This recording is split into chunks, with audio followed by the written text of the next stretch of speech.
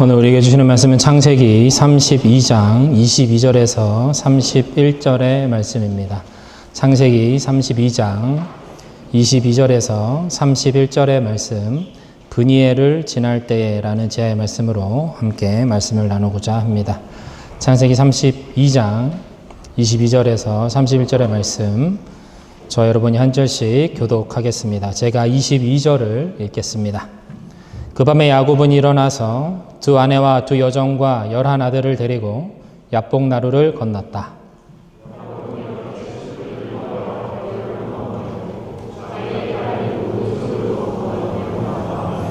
뒤에 홀로 남았는데 어떤 이가 나타나 야곱을 붙잡고 동이 틀 때까지 씨름을 하였다.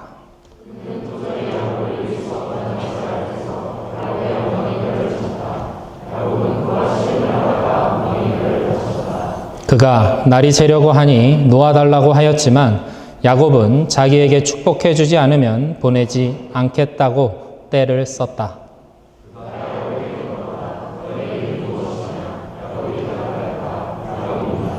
그 사람이 말하였다. 내가 하나님과도 겨루어 이겼고 사람과도 겨루어 이겼으니 이제 내 이름은 야곱이 아니라 이스라엘이다.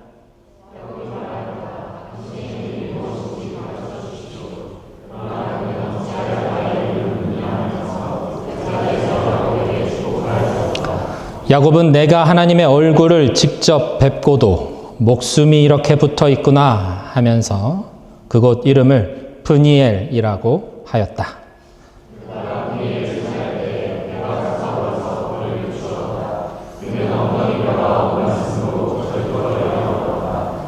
아멘. 외삼촌 라반의 집에서 일꾼으로 살았던 시간은 야곱에게 그리 평안하고 좋은 시간만은 아니었습니다. 내 집이 아닌 다른 사람의 집에 산다라는 것은 여간 눈치가 보이고 주눅드는 일이 아닐 수 없기 때문에 그렇습니다. 야곱은 그 집에서 조카가 아니라 한 명의 일꾼으로 살았습니다. 그럼에도 불구하고 외삼촌 라반의 집에서 야곱은 놀라운 하나님의 축복을 받게 됩니다. 하나님의 축복으로 인해서 야곱은 라반과 그의 아들들의 시기와 질투의 대상이 되었습니다. 야곱은 태생적으로 약한 사람입니다. 겁이 많은 사람입니다.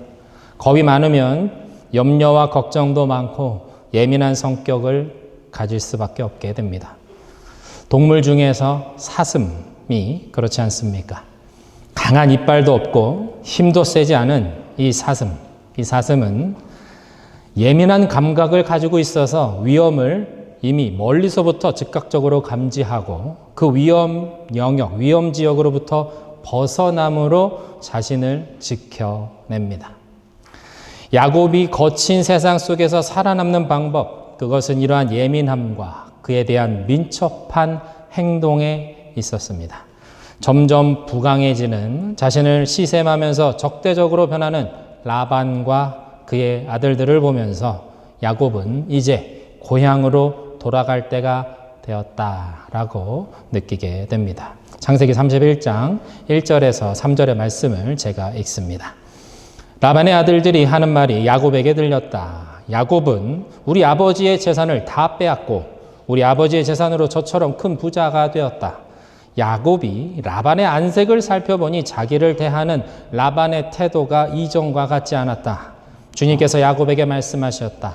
너는 내 조상의 땅, 너의 친족에게로 돌아가거라. 내가 너와 함께 있겠다. 야곱의 상황이 변화했습니다. 야곱에게는 삼촌의 집을 떠나는 것 말고는 지금 별다른 선택권이 없는 그런 상황처럼 보입니다.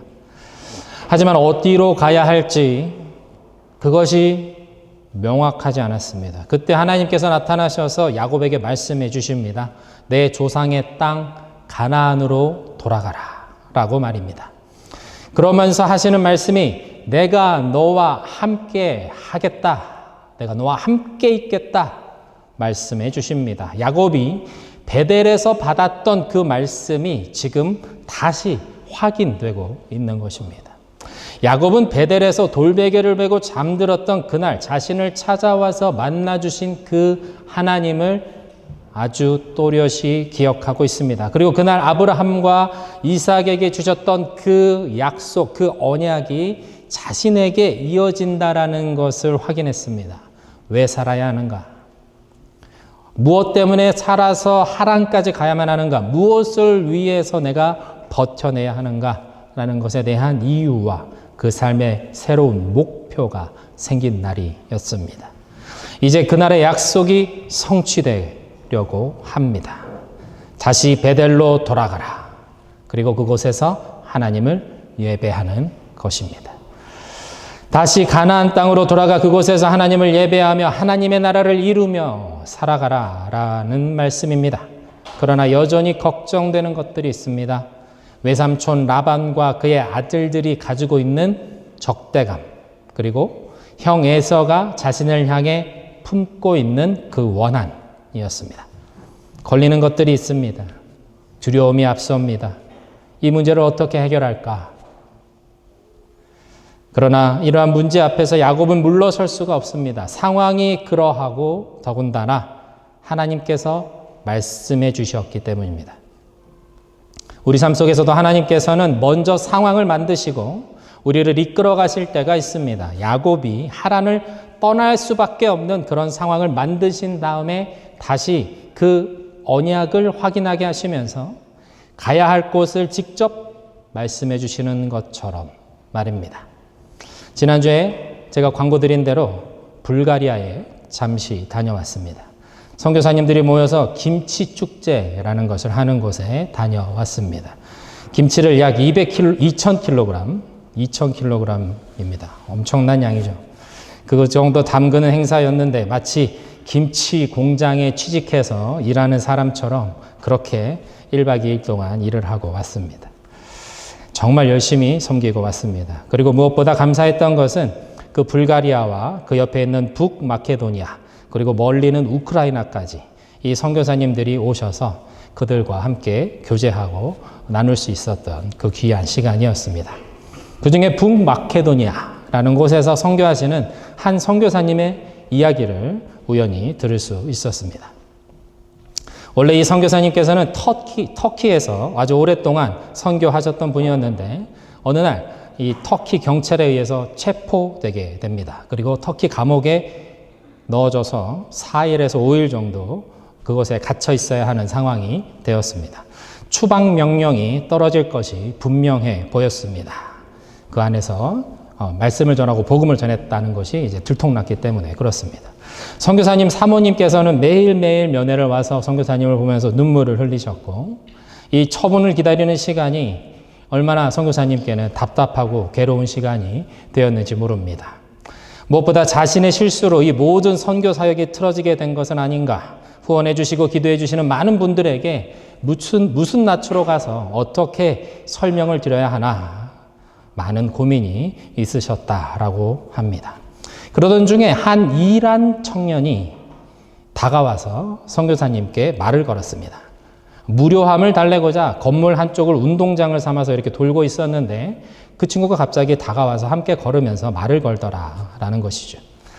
그러다 보니 복음을 전하는 선교사라는 자신의 신분이 이제 그 친구에게 드러나게 됐습니다. 목사님이시군요.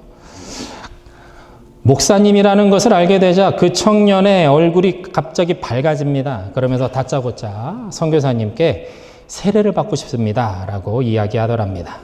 어떻게 이 청년이 세례라는 것을 아는가? 이 이란에서 온 청년이 어떻게 세례를 받고 싶어 하는가 의아했는데 이 청년은 이미 그 고국에서부터 복음을 전해 듣고 예수님을 믿고 싶었노라고, 그래서 이 세례를 꼭 받고 싶다고 간절하게 목사님께 이야기하더라라는 것입니다.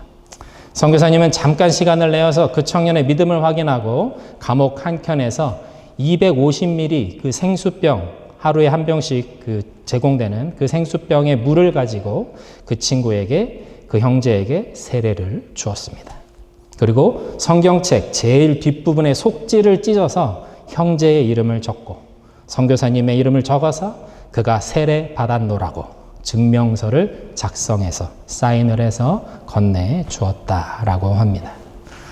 어쩌면 하나님께서 이 일 안에서 온 이 청년, 그 청년이 간절히 바라던 세례를 주시기 위해서 선교사님을 감옥으로 보내신 것은 아닐까 하는 생각이 들었습니다. 왜냐하면 우리 하나님은 그런 분이시기 때문이죠. 오직 한 영혼,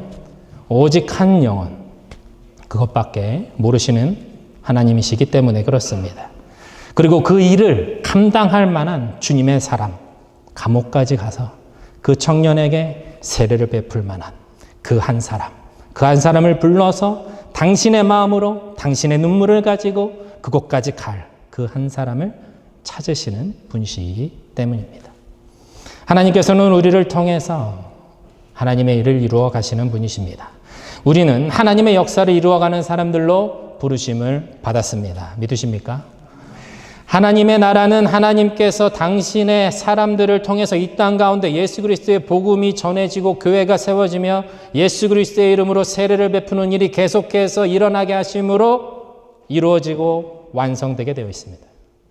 야곱이 하란을 떠날 수밖에 없는 그 상황에 몰렸을 때에 얼마나 낙심이 되었겠습니까?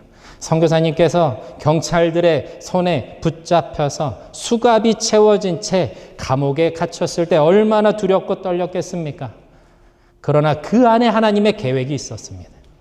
상황이 갑자기 내가 원하지 않는 방향으로 흘러갈 때, 상황이 급박하게 달라져 갈 때 먼저 주님의 뜻을 구하며 기도하시는 저와 여러분 되시기를 주님의 이름으로 축원드립니다. 주변 사람들에게 전화를 하고 조언을 구하기 전에 먼저 하나님 앞에 무릎 꿇어서 기도하는 저와 여러분 되시기를 축원드립니다. 그렇게 할 때 우리는 하나님의 뜻 안에 머물 수 있게 되기 때문에 그렇습니다. 주님을 기대할 수 있게 되기 때문에 그렇습니다. 주님을 향한 우리의 믿음을 그 순간 확인하며 담대히 그 믿음의 사람으로 그 가운데 세워질 수 있기 때문에 그렇습니다. 급변하는 세상 속에서 하나님의 계획하심, 하나님의 인도하심, 그 은혜를 신뢰하며 살아가는 여기 계신 모든 주님의 자녀들 다 되시기를 주님의 이름으로 간절히 축원드립니다. 이제 야곱은 가나안을 향해서 나아가야 합니다. 가장 큰 걸림돌인 쌍둥이 형 에서가 살고 있는 그 지역을 지나가야 했습니다. 다른 곳으로 도망가고 싶었을 수도 있습니다. 하지만 하나님께서 조상의 땅인 가나안으로 돌아가거라 말씀하셨기 때문에 그에게 다른 선택지는 주어지지 않았습니다. 다시 한번 목숨을 걸어야 하는 시간이 되었습니다. 야곱이 오고 있다는 소식을 들은 에서는 수하의 종들 400명을 거느리고 야곱을 향해서 이미 출발했습니다. 두려움에 사로잡힌 야곱은 자신의 가족과 가축을 두 떼로 나누었습니다. 한 무리가 공격을 당하면 다른 한 무리라도 재빠르게 도망을 가서 어떻게든 하나라도 건져보자, 절반이라도 살아보자 라는 야곱의 책략이었습니다. 지극히 야곱다운 선택이고 야곱 나름의 살아남는 방식입니다. 하지만 에서가 야곱과 모든 가족을 끝까지 쫓아가서 쳐서 죽이겠다라고 작정을 한다면 그들은 결코 살아남지 못하리라 라는 것을 야곱은 너무나도 잘 알고 있었습니다. 그나마 자신이 할 수 있는 최선, 자신이 할 수 있는 그 최선을 다한 것뿐이죠. 살고 죽는 것 이미 야곱의 손을 떠난 지 오래입니다. 두려움에 떨고 있는 야곱, 걱정과 염려에 사로잡혀 있는 야곱, 그 야곱에게 하나님이 다시 찾아가십니다. 오늘 본문 22절에서 25절의 말씀 우리 한번 같이 읽어보겠습니다. 시작. 그 밤에 야곱은 일어나서 두 아내와 두 여종과 11아들을 데리고 야복나루를 건넜다. 야곱은 이렇게 식구들을 인도하여 개울을 건너보내고 자기에게 딸린 모든 소유도 건너보내고 난 다음에 뒤에 홀로 남았는데 어떤 이가 나타나 야곱을 붙잡고 동이 틀 때까지 씨름을 하였다. 그는 도저히 야곱을 이길 수 없다는 것을 알고서 야곱의 엉덩이 뼈를 쳤다. 야곱은 그와 씨름을 하다가 엉덩이 뼈를 다쳤다. 야곱이 홀로 야복나루에 있을 때에 하나님께서 하나님의 천사가 찾아와 씨름을 겁니다. 다시 베델에 하나님께서 찾아오신 것이죠. 야곱이 가장 외롭고 두려운 그 순간에 하나님께서 다시 찾아오신 것입니다. 그런데 이번엔 조금 다르죠. 베델에서 하나님은 사닥다리를 내려주셨습니다. 그리고 환상 가운데 야곱을 만나 주셨습니다. 그런데 이번에는 씨름을 것입니다. 누가 이기나 겨루는 방식, 야곱에게 실질적으로 느껴지고 체감되는 그 방식으로 야곱에게 다가오셨습니다. 야곱의 수준, 야곱이 이해할 수 있는, 느낄 수 있는 그 방식으로 지금 찾아가신 것이죠. 야곱이 무엇인가를 깨달아 했기 때문에, 느껴야 했기 때문에 그렇게 하셨다라는 것입니다. 야곱은 씨름에 적합한 사람이 아닙니다. 야곱은 힘이 없는 사람입니다. 그는 싸울 줄 모르는 사람입니다. 그래서 두려움이 아주 큰 사람이었죠. 야곱의 약점이라 할 수 있습니다. 그런 야곱에게 하나님께서 씨름을 거시는 거죠. 여기서 씨름이라는 히브리 단어 아바크라는 뜻은 먼지를 일으키다, 뒤엉켜 싸우다 라는 뜻의 의미를 가지고 있다고 합니다. 몸이 뒤엉키면서 먼지를 일으킬 만큼 치열한 힘겨루기가 있었다라는 의미입니다. 야곱이 하나님의 천사와 씨름을 한 그 시점은 그가 베델에서 하나님을 만난 다음 약 20년 정도가 지난 다음이었습니다. 야곱은 외삼촌의 집에서 두 아내를 위해서 7년간 일하고 자신의 양떼를 얻기 위해서 다시 6년을 일했습니다. 베델에서 하나님을 만난 후에 20년이라는 시간이 지난 다음 다시 야복 강가에서 만난 하나님은 치열하게 이 야곱과 씨름하시는 하나님이셨습니다.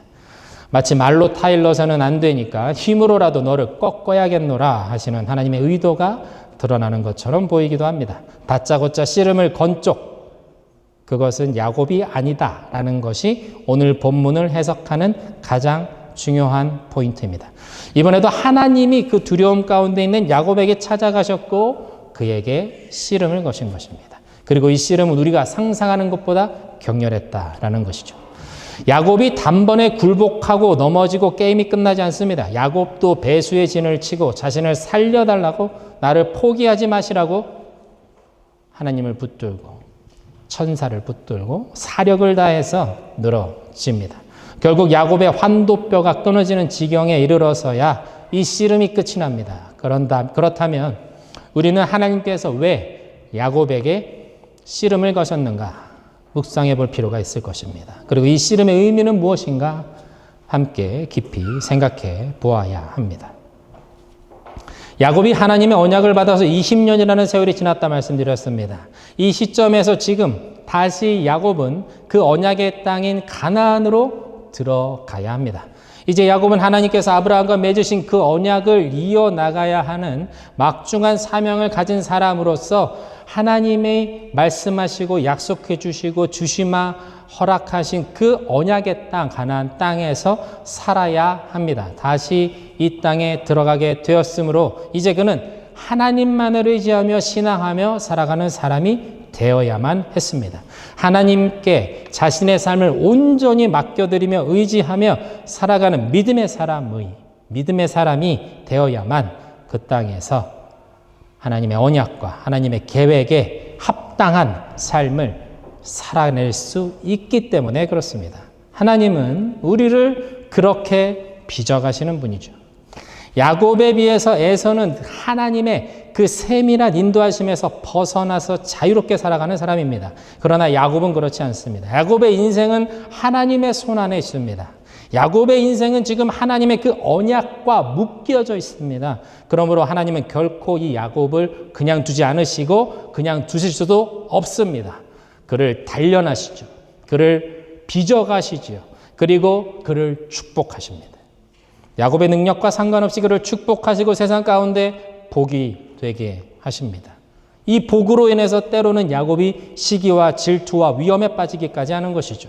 복을 받아서 11명의 아들을 낳았습니다. 맨손으로 시작해서 많은 가축을 얻었습니다. 부를 축적했습니다. 야곱은 세상적으로는 성공하고 우러러볼 만한 한 명의 당당한 족장이 되었습니다. 그러나 야곱은 여전히 불안하고 두렵고 잠 못 이루는 인생을 살아갑니다. 내면의 평화, 영적인 자유로움. 하나님을 믿는 신앙인이 이 땅에서 마땅히 누려야 하는 참된 평안이라는 것이 이 야곱에게 아직 없었습니다. 그런 야곱에게 씨름을 거시는 야복나루의 하나님께서는 야곱이 놓지 않고 끝까지 붙들고 있는 인생의 주도권, 그것을 지금 내놓아라 라고 요구하고 계시는 것입니다. 야곱이 바라는 것들, 야곱이 소망하며 꿈꾸는 것들로부터 하나님 한 분으로 만족하는 약속의 사람으로 빚어가시기 위해서였습니다. 20년이라는 긴 세월, 하나님께서는 야곱에게 많은 것을 보여주셨습니다. 약속하신 대로 단 한순간도 야곱을 홀로 두지 않으셨습니다. 야곱이 바라고 소망하는 방식으로, 그리고 야곱이 감히 상상할 수 없는 방법들로 그를 축복하셨고 보호하셨고 인도해 주셨습니다. 그런데 이제 야복나루에서 야곱에게 하나님께서는 마지막으로 승부를 거십니다. 이제는 야곱이 아닌 이스라엘이라는 존재로 살아가야 하기 때문에 그렇죠.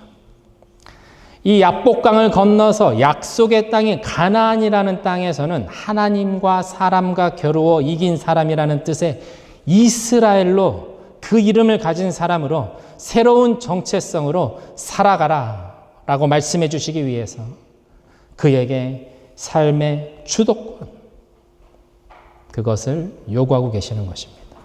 선지자 호세아는 야곱의 이 씨름을 싸움이라는 의미의 바야사르라는 단어를 사용해 설명합니다. 그리고 이 싸움이라는 단어는 이스라엘이라는 이름의 어원이 되기도 합니다. 호세아 12장 4절의 말씀을 세 번역으로 제가 읽습니다. 야곱은 천사와 싸워서 이기자 울면서 은총을 간구하였다. 호세아 선지자는 야곱이 하나님과 싸워서 이겼음에도 불구하고 울면서 은총을 간구했다라고 기록합니다. 야곱의 승리는 자신이 쟁취한 것이 아니라 하나님께서 허락한 것이라는, 하나님께 눈물로 호소함으로 마침내 받아들여진 결과라는 것을 강조하고 있는 것입니다. 그렇다면 우리는 이 씨름이 야곱이 자신이 지금까지 걸어온 인생, 지금까지 자신의 방식으로 자신이 가진 능력과 지혜로 세상에서 인정받는 사람이 되고자 했던 것을 회개하고 남은 인생은 하나님께 온전히 드려진 인생으로 하나님 앞에 온전히 맡겨진 인생이 되고자 하는 영적인 씨름의 시간이었다라고 이해할 수 있습니다. 야곱은 씨름을 하면서 하나님을 이기려고 한 것이 아닙니다. 결국 자신을 죽이는 싸움을 했다라는 것이죠. 하나님 앞에서 자신을 내려놓는, 자신의 자아를 십자가에 못 박는 그 씨름을 했다라는 것입니다. 하나님께 자기 인생의 주도권을 내어드리기 위해서 씨름했다라는 것입니다. 그것은 먼지가 날리고 땀이 흐르는 긴 시간의 사투와도 같았다라는 것입니다. 우리는 주님을 의지하면서 살아가는 것에 대해서 너무 쉽게 말하는 경향이 있습니다. 주님이 하시겠죠. 기도하면 해주실 거예요.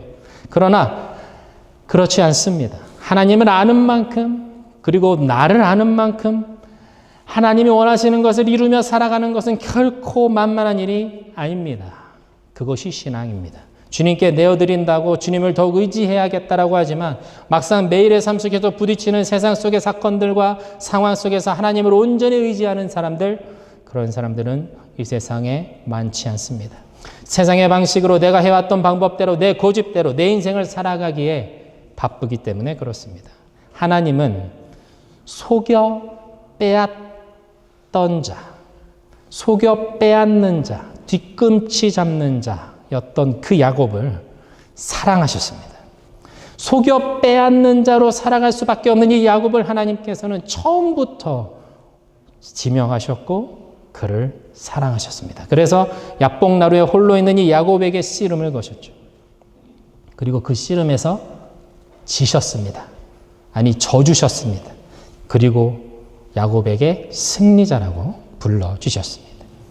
하나님의 목적은 인생의 주권을 주님께 내어드리는 야곱을 만드는 데에 있었습니다. 속여 빼앗는 자였던 그 야곱을 하나님의 약속을 가진 승리자 이스라엘로 만들어주시기 위해서였습니다. 야곱이 한 씨름, 하나님과의 그 씨름은 결국 자아와의 씨름입니다. 가장 깊은 내 안에 있는 그 원한, 두려움, 슬픔, 상처, 욕심, 그것과 벌어지는 힘겨운 내려놓음의 씨름입니다. 그것을 내려놓고 주님을 선택하는, 하나님을 선택하는 내려놓음의 씨름이라는 것입니다. 그러므로 눈물 없이는 할 수 없는 씨름이 됩니다. 야곱은 울면서 하나님께 은총을 구하며 씨름하며 자신을 십자가에 못 박았습니다. 혼자의 힘으로 잘 되지 않기 때문에, 그만큼 괴로운 일이기 때문에 동이 틀 때까지 오랜 시간이 걸렸습니다. 형 에서가 400명의 군사들을 데리고 오고 있는 상황이었습니다. 죽을지 살지 알 수 없는 그 생사의 갈림길에 놓여있는 야복 나루에서 하나님을 의지하기보다는 여전히 자신의 지혜를 의지하고 세상적인 처세로 상황을 타게 해보려고 하는 질기고 질긴 자신을 보면서 야곱은 괴로워하는 것입니다. 베델의 하나님을 만나고 20년이라는 세월이 지났습니다. 하나님의 축복과 인도하심 안에 살았습니다. 그럼에도 불구하고 여전히 변하지 않는 자신을 보면서 야곱은 주님 앞에 괴로워하며 몸부림치고 있는 것입니다. 새로운 삶을 살고자 하는 마지막 기회, 주님이 부딪혀 오시는 그 씨름의 기회에 그것을 붙잡는 간절한 심정으로 야곱은 밤이 새도록 그렇게 주님 앞에서 몸부림을 쳤다라는 것이죠. 사랑하는 민혜복음교회 성도 여러분, 하나님은 우리에게 복 주시는 하나님이십니다. 하나님 우리를 너무나도 사랑하셔서 복이라는 복은 다 주고 싶은 하나님이시죠. 복이 무엇입니까? 복의 근원 되시는 그 하나님을 내가 소유하는 것입니다. 바울은 이것을 그리스도 안에 거하는 삶이다 라고 이야기했습니다. 그럼 바울이 뭐라고 고백합니까? 나는 매일 죽노라 이렇게 고백합니다. 오늘 말씀에 비추어 말하면 주님께서 이 바울에게 매일 도전하시고 매일 씨름을 거쳤다라는 거죠. 그 앞에서 바울은 무너지고 또 무너지며 새로운 사람으로 거듭난 것입니다. 그런 주님 앞에 우리 역시 예외는 아닙니다. 천사와 씨름을 한 야곱처럼 우리는 우리 자아와 주님 앞에서 우리 자아를 내려놓기 위해서 주님 앞에서 씨름해야 합니다. 내려놓기 위해서 내 힘과 의지를 주님께 자발적으로 내어드리기 위해서 기쁨과 감사함으로 주님 앞에 예배하며 주님이 원하시는 삶을 살아내기 위해서 우리는 우리 인생의 주도권을 놓고서 주님 앞에 씨름해야 한다라는 것입니다. 구원받은 자의 삶, 선택받은 하나님의 자녀로서의 삶이란 이 씨름을 겪어내고 심지어 그 대가로 야곱처럼 환도뼈가 어긋나 절름발이가 되더라도 주님께 내 인생을 온전히 내어드리는 그 한 사람이 되는 것에 있는 것입니다. 씨름을 거치고 은혜를 입었습니다. 이스라엘, 승리자, 새로운 존재가 된 야곱의 고백, 그것이 오늘 본문 30절 31절에 있습니다. 함께 읽겠습니다. 시작. 야곱은 내가 하나님의 얼굴을 직접 뵙고도 목숨이 이렇게 붙어 있구나 하면서 그곳 이름을 브니엘이라고 하였다. 그가 브니엘을 지날 때에 해가 솟아올라서 그를 비추었다. 그는 엉덩이 뼈가 어긋났으므로 절뚝거리며 걸었다. 씨름을 마친 야곱은 그것을 야복나루라 말하지 않고 브니엘, 곧 하나님의 얼굴이라고 이름 지었습니다. 더 이상 그것은 야복나루가 아닙니다. 그것은 야곱에게 하나님의 얼굴이 자신을 온전히 향했던 브니엘이 되었습니다. 야곱의 씨름은 우리에게 십자가로 다가옵니다. 주님은 우리에게 모든 것을 십자가를 통해서 다 쏟아주셨습니다. 그리고 우리에게 지금 십자가를 통해서 우리에게 말씀하십니다. 너의 전부를 내게 다오. 나를 믿고 너의 전부를 내게 다오. 그리고 나의 그 사랑 안에 머물러 다오. 주님의 십자가의 부르심에 응답하며 기쁨으로 순복하며 즐거이 항복하며 못자고 선명하신 주님의 그 손을 마주 잡으시는 저와 여러분 모두가 다 되시기를 주님의 이름으로 축원드립니다. 이 시간 함께 찬양하겠습니다.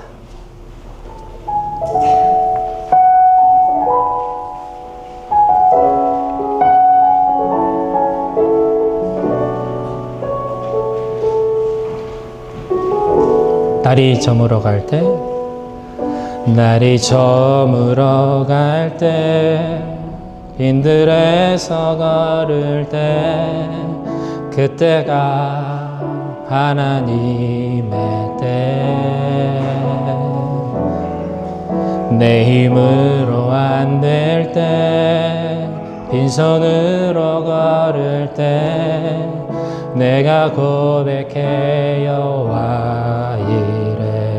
날이 저물어 갈 때, 날이 저물어 갈 때, 빈들에서 걸을 때, 그때가 하나님의 때.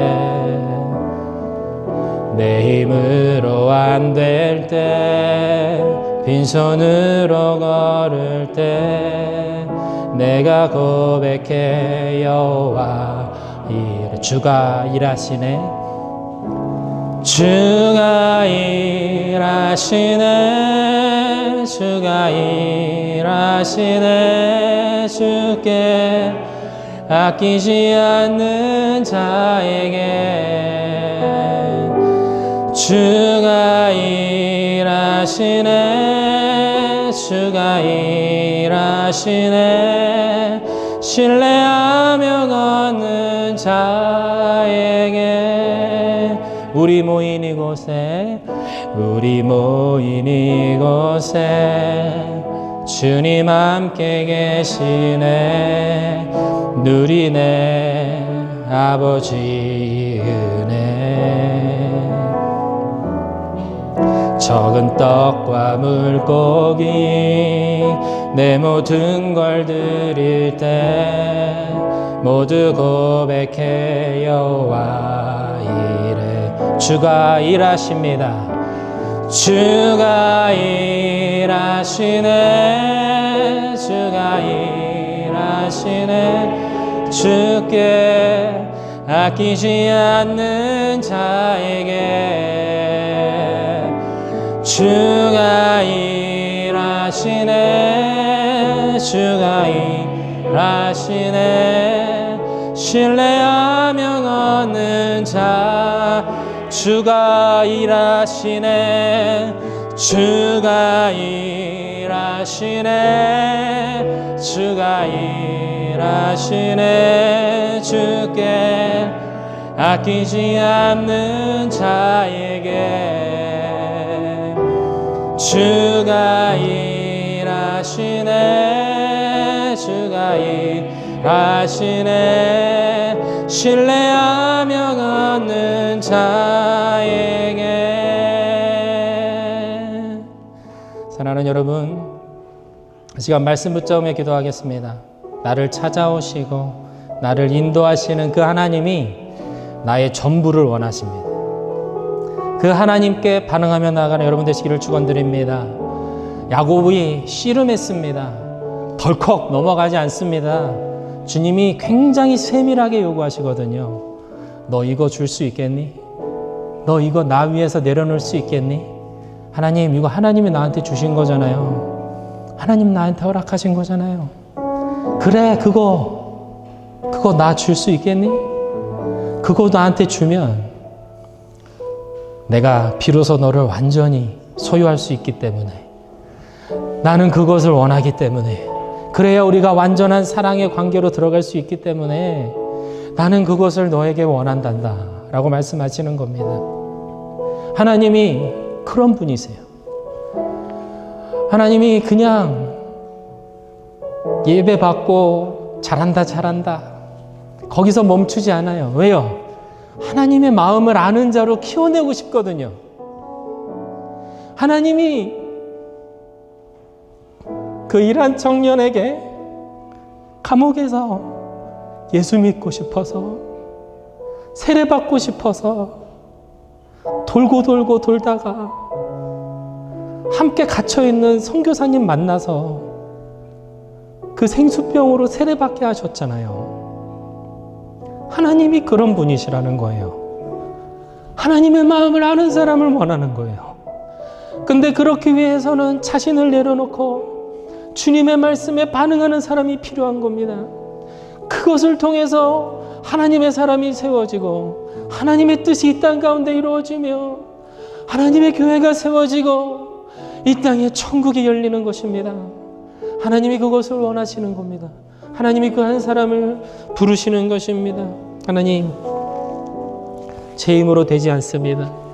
배우고 또 배워도 안다고 해도 하나님 제가 거기까지 가지를 못합니다. 하나님 제가 어디라고 거기까지 갑니까? 저는 못 갑니다. 야곱이 그랬습니다. 가면 죽는 줄 알았어요. 근데 하나님이 너 죽지 않는다 말씀하셨습니다. 20년이 지난 다음 그것을 이루셨습니다. 하나님 두렵습니다. 괴롭습니다. 하나님께서 붙잡으시고 그와 씨름을 하십니다. 너를 내려놓을 때 내가 너의 삶을 끝까지 책임지겠노라. 다른 사람은 보지 못하고 겪지 못했던 그 인생을 너에게 열어주겠노라. 하나님께서 약속하시는 것입니다. 사랑하는 여러분, 그곳까지 함께 가기를 축원합니다. 그것이 얼마나 귀한 것인지, 얼마나 놀라운 것인지, 세상의 그 어떤 것과도 비교할 수 없는 영광이요 기쁨이라는 것을 아시는, 깨닫는, 맛보아하는 저와 여러분 되기를 축원합니다. 하나님 말씀 우리 가운데 들어오게 해주십시오. 그 말씀에 반응하는 우리가 되게 하여 주십시오. 우리 주님의 이름 한번 부르며 말씀 붙잡으며 기도하겠습니다. 주여,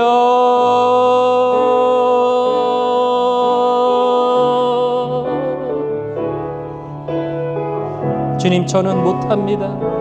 저는 잘 못합니다. 저는 용기가 없습니다. 저는 능력도 없습니다. 아는 것도 없습니다. 하나님, 믿음이 없습니다.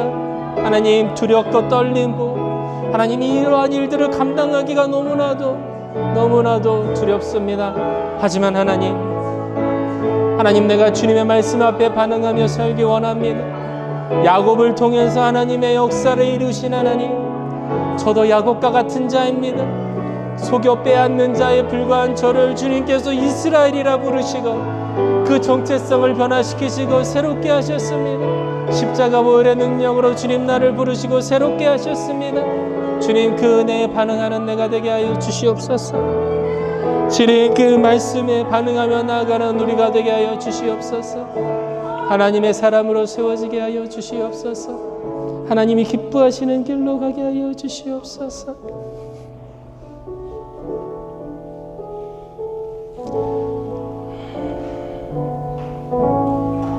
사랑의 하나님, 감사합니다. 주님, 나를 위해 십자가에서 모든 것 내어주셨건만 우리는 그렇게 두려워서 주님께 내어드리지 못하고 맡겨드리지 못하는 야곱과 같은 우리임에 죄송합니다.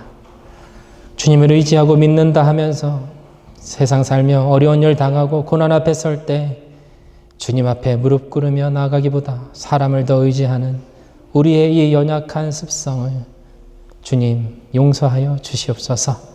주님 앞에 먼저 엎드리고 주님의 뜻을 구하며 나아가는 우리들 되게 하여 주시기 원합니다. 나의 삶을 주님께 내어드립니다. 나의 삶의 주도권을 주님께 온전히 맡겨드립니다. 주님, 우리를 빚어가 주시옵소서. 감사드리며 예수님의 이름으로 기도드립니다. 아멘. 주님 감사해요. 함께 찬양하며 봉헌합니다.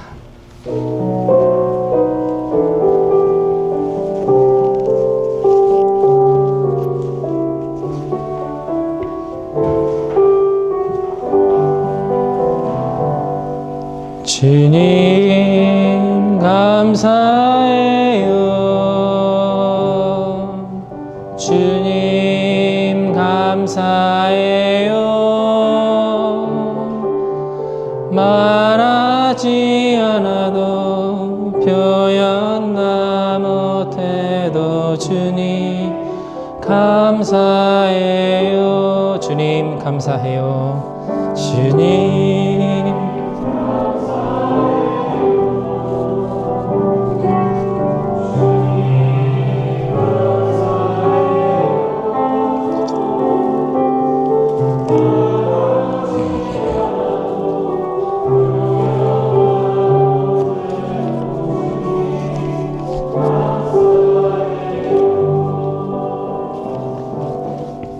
드려진 예물 위해서 함께 기도하겠습니다. 하나님 아버지 감사합니다. 한 주간도 주님의 그 은혜로 품어주시고 보호하셔서 귀한 주의 주님 앞에 나와 예배하게 하시니 감사합니다. 이 시간 우리의 정성 어린 예물 주님 앞에 올려드리길 원합니다. 주님 받아주시고 드려진 손길 위에 그 간절한 기도의 제목들 위에 선하게 응답하여 주시옵소서. 드려진 물질 세상 가운데 흘러갈 때에 하나님의 나라가 확장되게 하여 주십시오. 교회가 세워지게 하시고 잃어버린 주님의 자녀들이 돌아오는 귀한 은혜가 있게 하여 주시옵소서. 마음과 육신의 연약함으로 고통받는 성도들 있습니다. 주님 찾아가셔서 어루만지시고 치유하셔서 회복하게 하여 주시옵소서. 전쟁 가운데 고통받는 주님의 자녀들 있습니다. 그들의 이름을 기억하여 주시옵소서. 전쟁의 위협으로부터 그들을 보호하여 주시옵소서. 속히 전쟁이 그치게 하여 주시옵소서. 어려운 시간을 지날 때에 구원의 복음을 의지하는 자들이 그 땅 가운데 일어나게 하여 주시옵소서. 우리 미넨복음교회가 날마다 믿음 안에서 성장하며 열방을 선교하는 교회로 세워지기를 소망합니다. 주님, 우리를 인도하여 주시옵소서. 감사드리며 이 모든 말씀을 예수님의 이름으로 기도드립니다. 아멘. 오늘 우리 미넨복음교회를 처음 방문하신 분들 주님의 이름으로 환영합니다. 최태원 형제님 툼에 이제 입학하게 되셔서 함께 하신 것 같습니다. 최태원 형제 어디 앉아 계신가요? 손 한번 들어주세요. 네, 저쪽에 앉아 계시고 우리 박수로 환영하겠습니다. 환영합니다. 김현우 형제님 그 옆에 앉아 계신가요? 김현우 형제 우리 박수로 환영하겠습니다. 우리 독일 형제인가요? 시몬 그루버 형제 저 뒤에 앉아 계십니다. 우리 박수로 환영하겠습니다. 감사합니다. 네. 광고 드린 대로 제가 불가리아에 잠시 다녀왔습니다. 그래서 제가 짧게, 길지 않고 짧게 좀 이렇게 간략하게 좀 그래도 어떻게 했는지 좀 보여드리고자 영상을 만들었는데요. 한번 잠깐 보시겠습니다.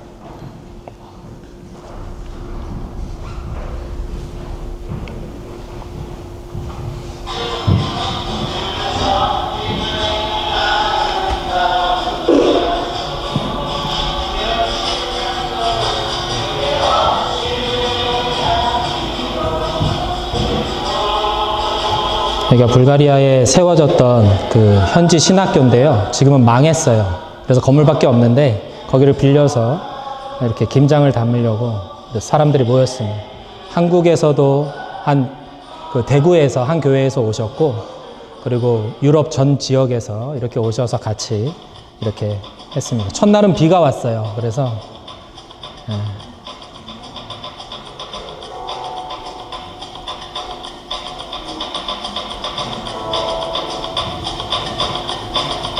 주방팀에서 또 식사를 준비하시고 목사님도 다 앞치마 두르고 함께 했습니다. 배추 1200kg, 무가 800kg 해서 2000kg였습니다.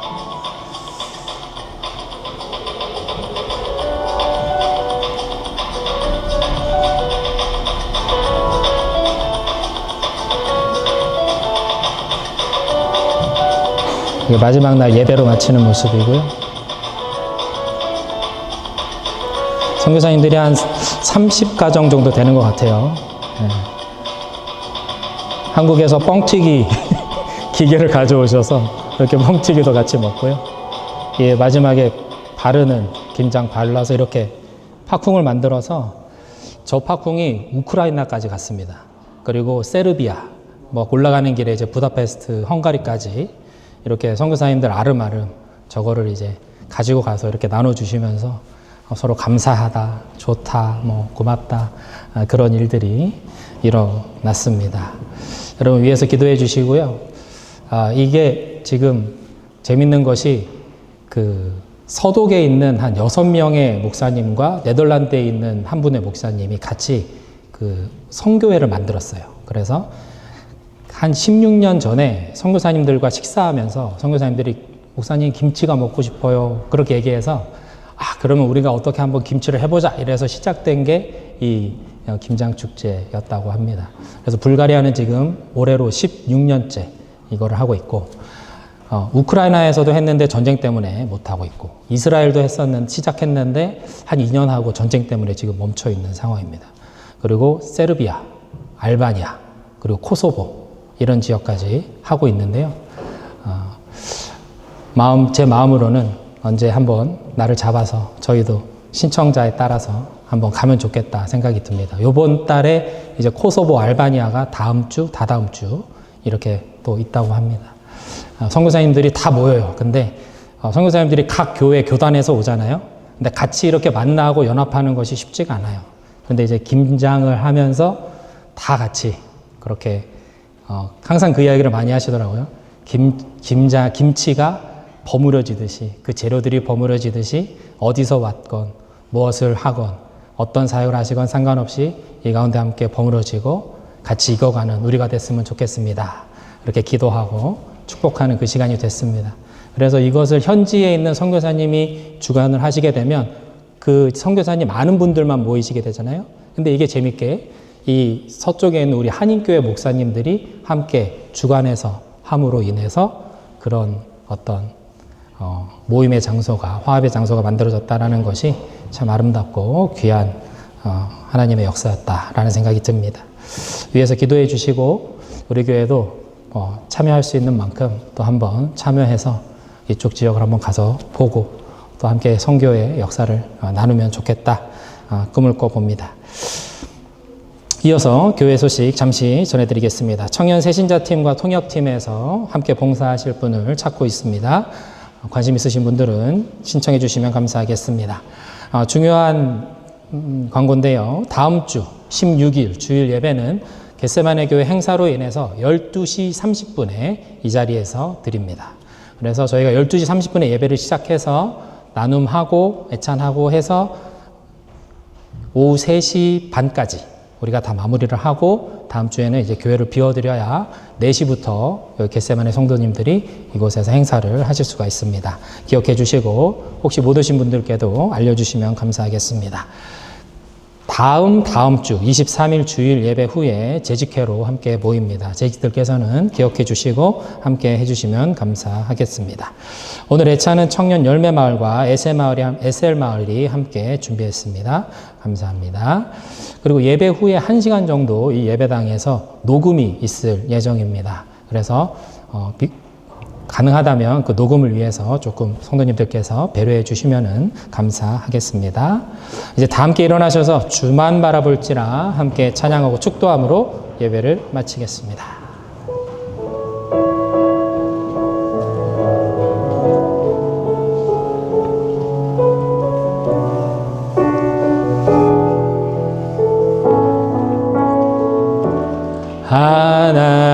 하나님의 사랑을 사모하는 자, 하나님의 평안을 바라보는 자, 너의 모든 것 창조하신 우리 주님, 너를 얼마나 사랑하시는지 하나님께 찬양과 경배하는 자, 하나님의 선하심을 닮아가는 자, 너의 모든 것 창조하신 우리 주님이 너를 자녀 삼으셨네. 하나님 사랑의 눈으로 너를 어느 때나 바라보시고 하나님 인자한 귀로서 언제나 너에게 기울이시니 어두움에 밝은 빛을 비춰주시고 너의 작은 신음에도 응답하시니 너는 어느 곳에 있든지 주를 바라고 주만 바라보. 하나님 사랑의 눈으로 하나님 사랑의 눈으로 너를 어느 때나 바라보시고 하나님 인장 위로서 언제나 너에게 기울이시니 어두움에 밝은 빛을 비춰주시고 너의 작은 신음에도 응답하시니 너는 어느 곳에 있든지 주를 바라보 주만 바라보 주만 바라볼지라 주만 바라볼지라.